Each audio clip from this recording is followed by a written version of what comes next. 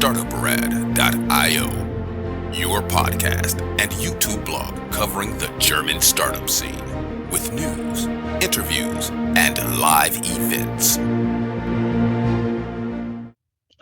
Hello and welcome everybody. This is Joe from Startuprad.io, your startup podcast and YouTube blog from Germany, as well as the world's first 24/7 internet radio station dedicated to startups and tech companies. Wherever you're listening or to this interview or watching it, make sure to hit the like and the subscribe button here. This time I do have an interview with Tim here. Hey, how you doing? I'm good, thanks, Joe. And yourself? I'm doing great, thank you. We actually have been in touch via LinkedIn, by the way, a very good way to get in touch with me. And it turned out you are a British guy, a headhunter, working for startups, living in Frankfurt. So I thought, so many great ideas how to do an interview with you. But let's get started a little bit on the story. What brought you to Germany, to Frankfurt? It wasn't Brexit, right? No, it wasn't. Although that brought its own challenges that I've recently had to negotiate, as I'm sure a lot of British people have who were living in Germany. I've been in Germany now. I came here about end of 2009, and it's quite a sort of unusual sort of journey, really. I came here for work. I think that's a lot of, there's the same as a lot of people would come to Frankfurt, really. If you're coming to Germany and you'd not sort of had any knowledge of Frankfurt, I think you probably end up at other locations first. Berlin naturally, maybe Cologne, Munich. Frankfurt wouldn't be a natural choice, but I think that's because a lot of people don't know it, myself included. So I came here for business. My company were starting up a new. They were expanding from the UK to Germany, and they asked me to come out here and help build up a team here. And I've been to Germany on holiday or backpacking actually about 5 years before, and I really fell in love with it. I had a great time in a number of cities. I was in Berlin, I was in Munich, I was in Weimar, I was in Eisenach, I was in Hamburg, and I just had a really good feeling about it. I had people were really friendly. I did German at school to a certain degree, so I could sort of, order things and sort of navigate around and realize how good everybody's English was in Germany. And how good were your curse words in German at this time? Oh, they weren't great, but I mean, there's definitely books that will help you with that, of which I have. And it's always a great way to start an evening to learn another language's funny jokes and funny words that you shouldn't say to people in sentences. In terms of German funny words, you can actually say, what would be one of your favorites? For many people, it's Eichhörnchen, a squirrel. Oh yeah, I like Weichei or Warmdusche. These have always been ones that I found particularly funny. The little translation would be like soft egg or somebody who only takes warm showers. That means they're soft, right? Exactly. There's such cute little sort of insults that they just make me smile whenever There's another one, a Schattenparker, meaning a person who only parks his or her car in the shadows, that it doesn't get warm. Yeah. Yes, exactly. So many great things that you can learn here by being here a longer period of time. For everybody who's seriously studying German, down here in the show notes, I'll spell them out for you. Exactly. So yeah, I studied. I travelled around in Germany a little bit, so I had a grounding of it, and then my plan was only to come and sort of work here for a couple of years. But I think, as usually is the case with people, they fall in love, and that meant that I stayed in Frankfurt longer than I had planned to. But it's now come to a point over 10 years that, I'm settled here. I have an apartment. I have two beautiful daughters, and happy here. And actually, interestingly enough, the reason I came to Frankfurt, irrationally enough, was that I loved Berlin so much that I kind of had this plan of coming to Frankfurt, using it as a stepping stone to go to Berlin. And 10 years later, I'm still in Frankfurt. I don't actually want to live in Berlin anymore, and I'm very happy here. So it just shows you, sometimes, take risks, take a chance, and they have a really good way of working out for you in the end. It reminds me of a story. I was talking to an Italian guy at one point when I was in Singapore, and he said, I was originally sent here as a secondment for my company. I was planning to stay 12, maximum 18 months. That was 22 years ago now. Yeah, exactly. Exactly. I mean, time does fly, I think anyway, but I think it just shows you, yes, you can kind of, your desires and your sort of goals can change over time, and sometimes you need to do something else to sort of realize that, to have another experience, to kind of challenge what you thought you wanted. And it's okay for things to change. Before we get into serious business here, talking about headhunting and recruiting, I would be curious, because I always tend to say that Frankfurt has some very beautiful places. Unfortunately, it's very good at hiding them.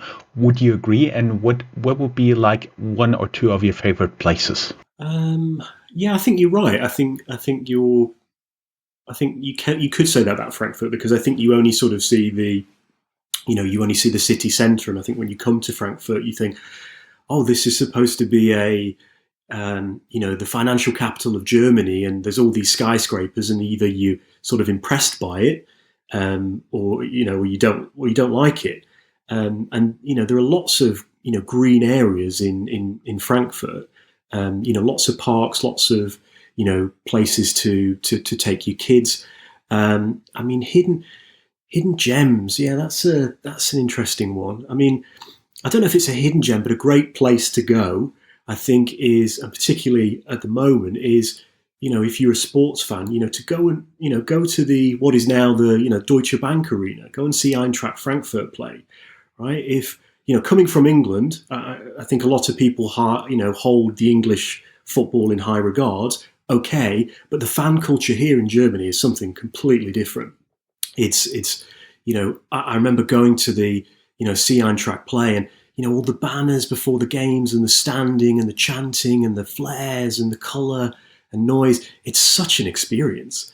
And I definitely recommend it. If you're interested in sports, I think you have to go there. You have to experience that. That I put as number one for a sports fan. Number two, I think you've got to go and just sit on the mine, and just sit there with friends and relax. Get yourself I'm talking cliches now, but let's go for it. We're in Frankfurt. Get yourself an Appleboy, the apple wine, and just sit on the side of the mine, and just let the time pass. Just enjoy yourself. I think that's a beautiful place to go to.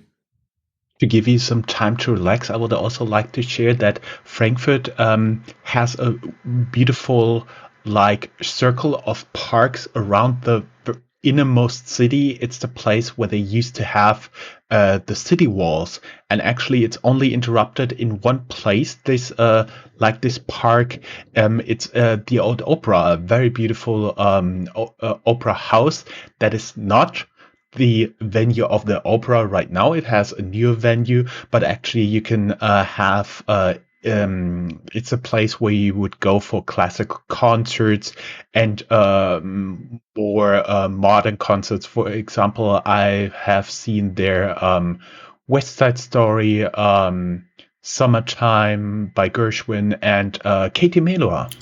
Okay, yeah. I've not been there, but if we're talking, I mean, where a nice place to see music is, if in the summer for concerts sometimes, is the Palmengarten is a lovely place to go to, and I went there a lot in my first few years. Perfect place for dates, I think, to take someone. There's a lovely little lake there, and you can rent rowing boats and row out there. I was terrible at rowing, almost fell in. But I think she had a good time. Anyway, she later we're still together and have children together, so I guess it went well. But that's it's the botanical gardens really of Frankfurt, and some beautiful sort of plants and trees there, and a very tranquil place to spend a nice kind of Saturday or Sunday. And the interesting stuff that I found, it's a very beautiful botanical garden. And if you walk around, you only see trees. And then you take a right turn and you see the trees. You are on a hill, and then you see all the skyline as well. Interesting combination. Exactly. And there is actually a little area there's sort of an amphitheatre area where they do have concerts. I think Rufus Wainwright actually played there once. Very nice, yes. So Frankfurt has a lot of nice places. It's unfortunately good at hiding them. Actually, Frankfurt also hid you from me for quite some time, but we finally managed to connect on LinkedIn, and you are actually based here in Frankfurt, but you're a headhunter focusing on Czech. But from your CV on LinkedIn, I can at least see that you've been a headhunter for quite some time. How did you get from a history major to headhunter to Frankfurt to start your own business? Thank you. That's it's an unusual journey. I mean, first of all, a history degree. I mean, we used to say on the course, there's no future in it, right? And what can you do with a history degree? You go into teaching.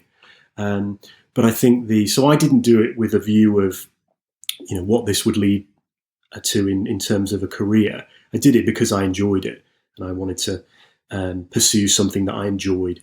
And I think that is important still in life, to do something that you enjoy, otherwise you won't do it well.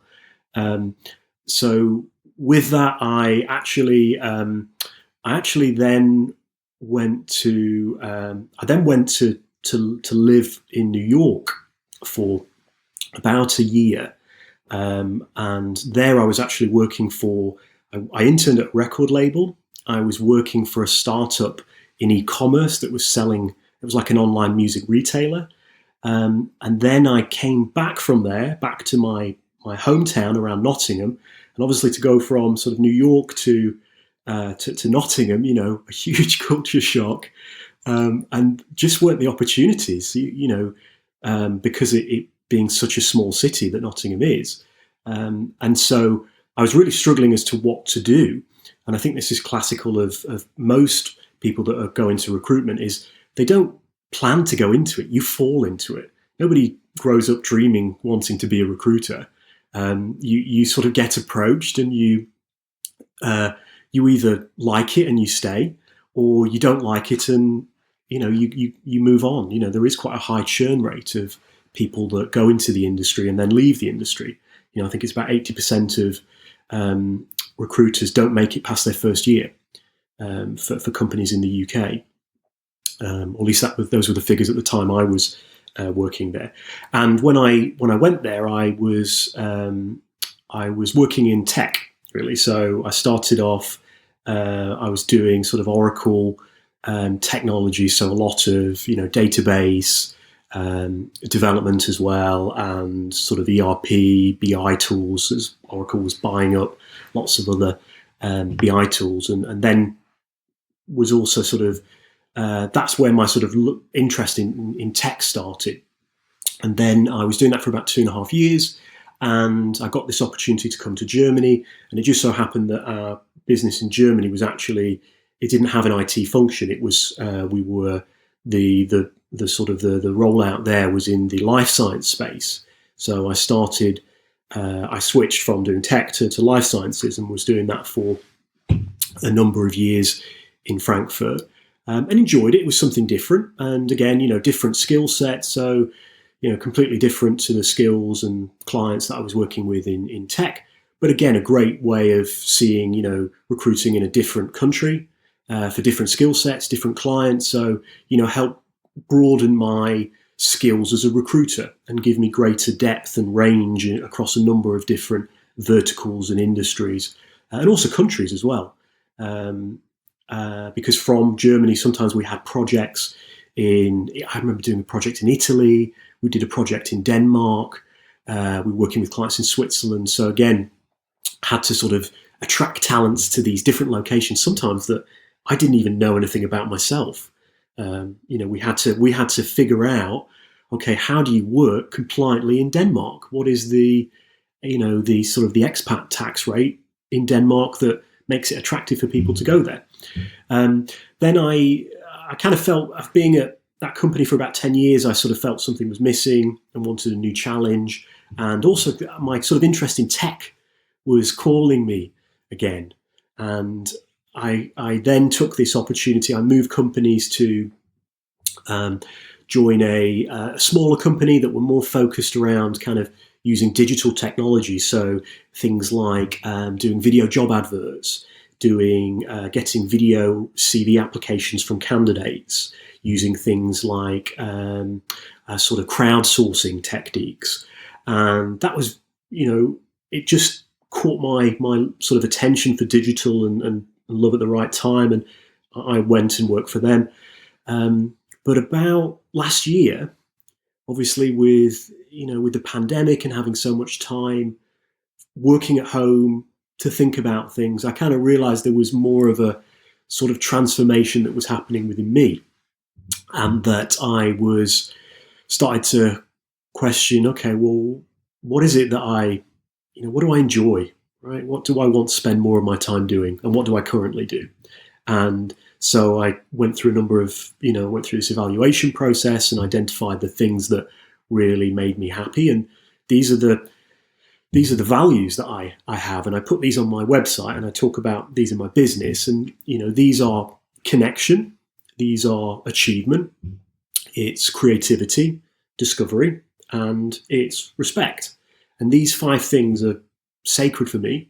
And I realized that by being self-employed, by starting my own, initially going self-employed with a view to incorporate at the end of this year, these would allow me to live these values and achieve the goals and spend more time doing the things that I wanted to do if I went down that route. So I then, at the end of last year, decided to leave the company, and then since the beginning of this year, then I've been self-employed. And because my love is my heart's still in tech, that's where I wanted to focus. And what I want to do is I want to build helping people, and this connection is very important to me. And so I want to help people.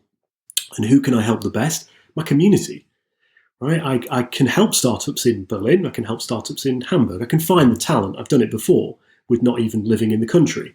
But I really want to help my community and the people around me. So I think I can, as you said, I know Frankfurt very well, and I know how it is to move to Frankfurt and to become a German citizen, and to set up as a freelancer and soon to set up a business here. And I can help people navigate that landscape in Frankfurt, as well as knowing how to attract those people.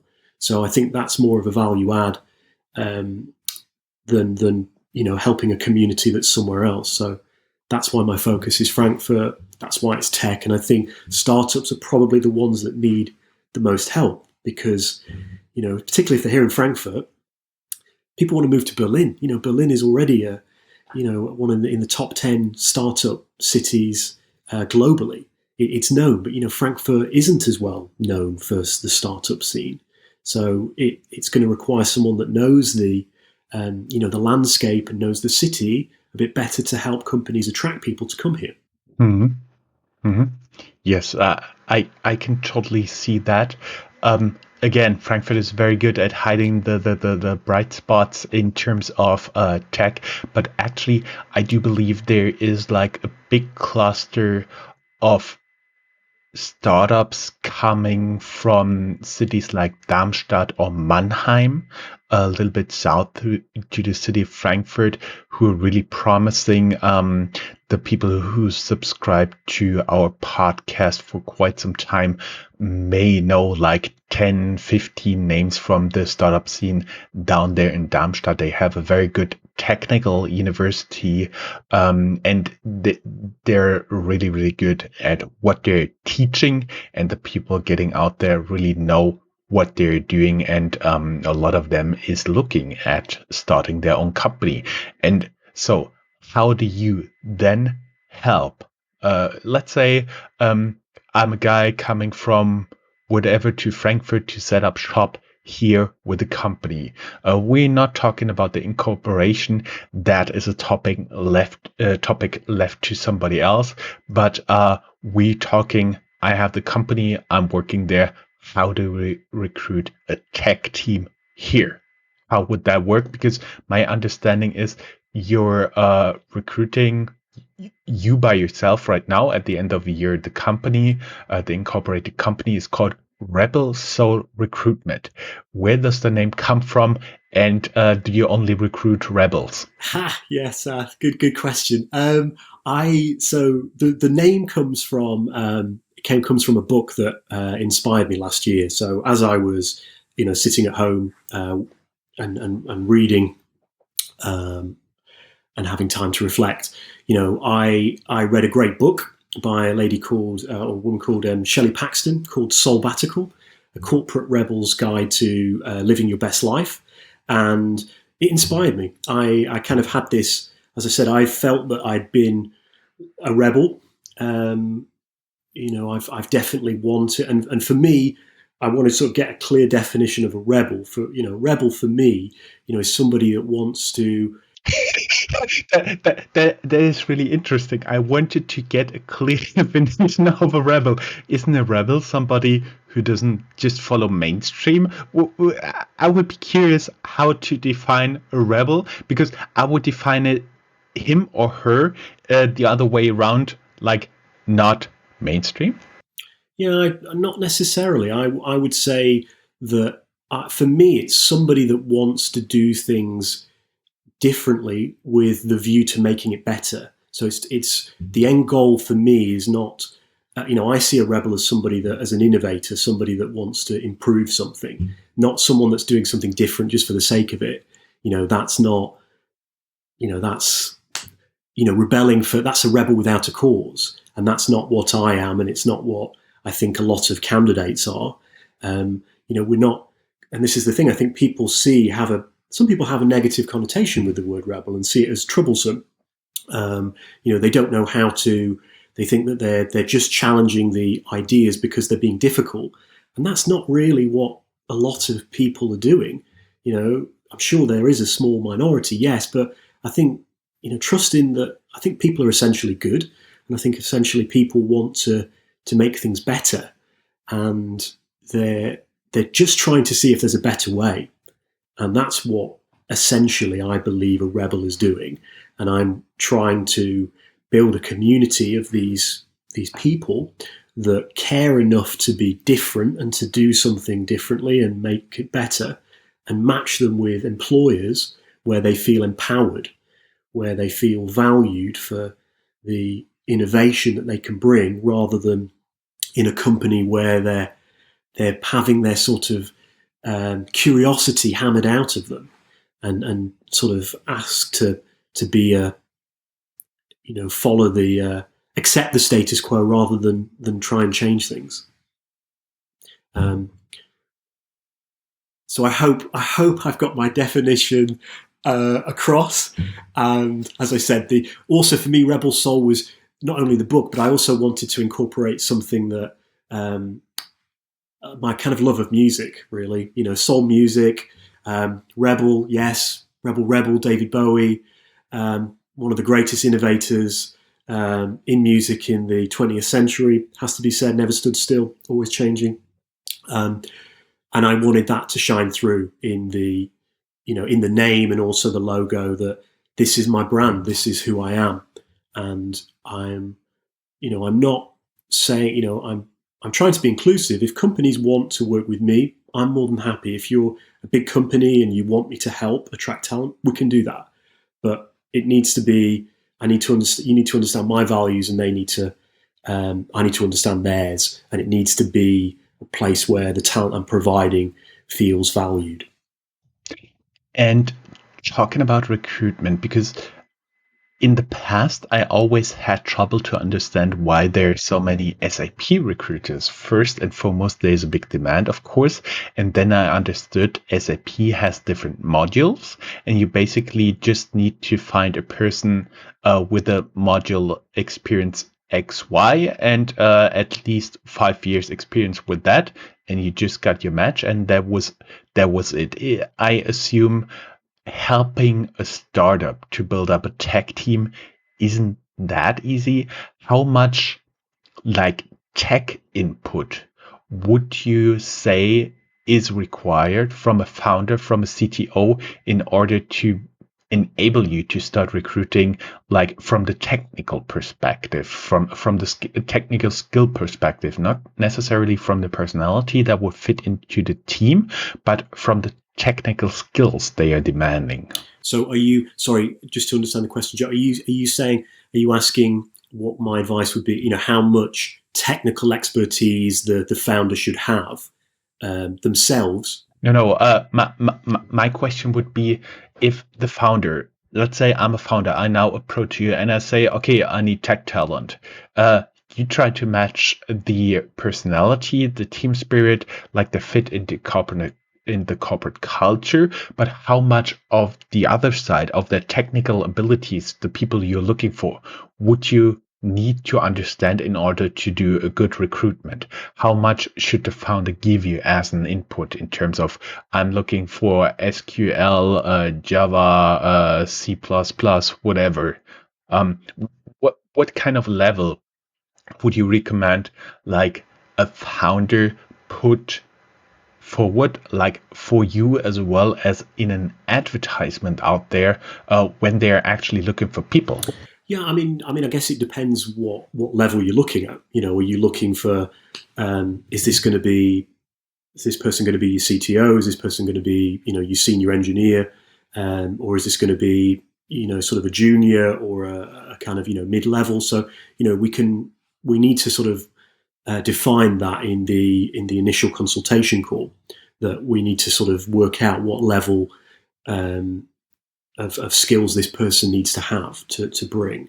Then I would say, and also we need to make sure, and this is key in a startup as well, that your salary expectations are in line with the market. Because, if you want to hire a senior Java engineer, and you're, only paying €40,000, you're not going to find that person. Or, if you do find that person, they're not going to stay very long, because when they do come here and they realize what the market pays, they're going to leave. So, we need to set the I need to set the expectations and make sure that we align from the very beginning. Then when it comes to, the founder, doesn't necessarily have to be a technical specialist themselves. And I understand that. Just as that, I don't expect them to be recruitment experts themselves. That's not their job. They've got lots of other responsibilities and obligations that they need to do. And that's where I bring a solution to them, which is a plug and play solution. So I'm giving them a hiring solution that's value based and data based. So what we do is we customize it to their needs. That we identify at the beginning what their values are, or the attributes that they want to have in an employee. So as we said, the kind of soft skills or human skills that we can test for, and then I can test that in the interview process. And then we have the technical side, and we can, I've then give them access to technical tests. They can design their own if they want to. Some companies do, they have their own. Or I can give them access to technical tests whereby, we send out the links to the candidates, and then they're doing a SQL challenge for, 10, 30 minutes to check their scores there. And then based on this, I'm helping the managers, the founder, really make an informed decision. Okay, you said you wanted these as attributes, okay, and this level of skills. Here's the scorecard. Let's have a look. This person is ranking here on this skill, this skill, this skill, and we can. It's data driven. It's not just a gut feel. At the end of the day, the client can then decide whether they want to, whether they do want to go on more of a gut feel about somebody. That's absolutely their right. But what I'm trying to do is make it a little bit more scientific and give it a bit more structure, because at the beginning, I'm sure they probably haven't had the time to think about these things. They just need the right talent with the right values quickly from someone that can attract it for them. I was thinking, when you've been talking, turning it into recruiting into from a gut feeling, more data-driven decision is pretty good. We're already talking for more than half an hour by now, and I think we're not going to stress our audience much longer, because you'll be coming back for an episode on how-to for recruiting in our entrepreneur tools. But the question that I have right now is, what are like a few of the big mistakes you are seeing in terms of startup recruiting right now? In the past, I've talked to another headhunter, to William, and he talked about the importance of your first hires, that they make or break the startup. So I would be curious what traps the founders should avoid. What have you seen in the past, the typical mistakes founders are making? I'd seen that. I've actually watched that episode with William, and I think he made that is a great point, and it is a common mistake.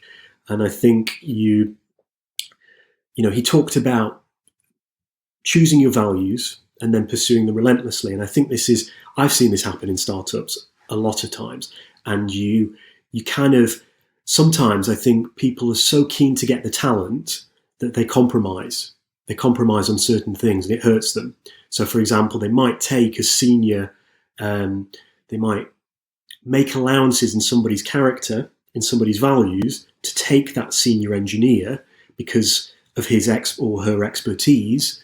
But really, that person is not what the environment needs. It's not right for the culture. And then when you have problems in the culture, it doesn't matter how good that person is. They're not. If they can't work together, if there's an ego, if they don't know how to work in a team, if they're not humble, problems will come. And this is why 80% of startups actually fail due to team problems. So, and how frustrating is that? That's you've got the market fit. You've got the market, you've got the idea, you've got the product fit, you've got the investment. You're getting traction in the market. And then it implodes because you've got the wrong people on the bus. And these are things that can be and should be avoided. I think it's easy to go there. And look, don't get me wrong. I've been a manager myself, and I've built teams, and I've got things wrong. Right? I've made bad decisions by compromising values for profit. I know it. I know it happens. But stick true to what you're doing, to what your values are, and that will stand you in good stead. Once you've got that core team of people, and they're good people, then you can achieve things. That are just amazing closing words. For everybody who would like to learn more, reach out to you. Down here in the show notes, there will be your personal LinkedIn profile, as well as your company website. And of course, we will have you back for another episode on recruiting here on Startuprad.io. Tim, it was just a pleasure having you as a guest, talking everything from history to Frankfurt to tech recruiting. I didn't expect that to come out of the interview, but it's great the way it is. Thank you very much for being a guest here. You're welcome. Thank you, Joe. Thanks for having me. My pleasure. If you are a professional looking at the European startup scene, Germany is a place you cannot miss. Fortunately for you, there is Startuprad.io, the authority on German startups. This English-only podcast brings you fresh interviews each week. Most likely, you have never heard or read anything on these startups before in English, but you will in the future. Be ahead of the curve and subscribe to Startuprad.io podcast, or check for the Startuprad.io internet radio station. Check your Alexa for the Startuprad.io skill as well.